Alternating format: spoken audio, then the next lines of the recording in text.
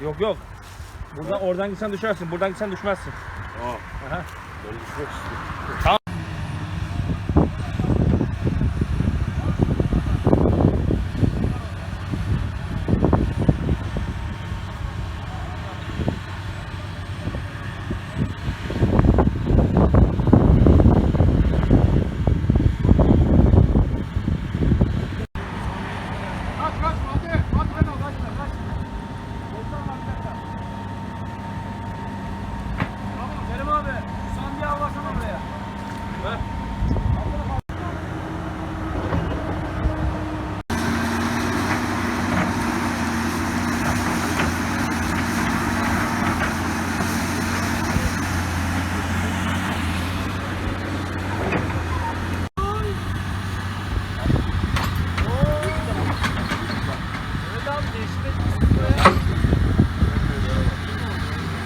Mehmet, bak ustam bir şey söylüyor.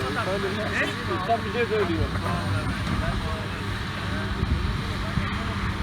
Hadi lan. Kaldır.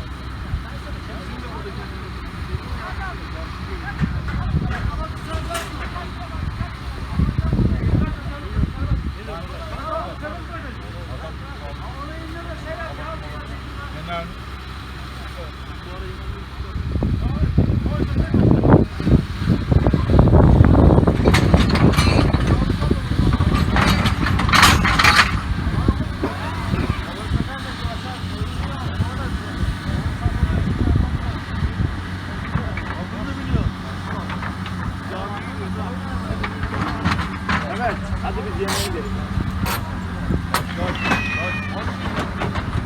Nasıl yiyeceksin onu? He? Nasıl yiyeceksin? Neden Biz bunu elimizi ayağımızı sürmedik oraya yemeğe. Nerede? Gelin beraber yiyelim diye. Kavurmaya. Söyleme sahip Dün mü? He. Akşam. Akşam.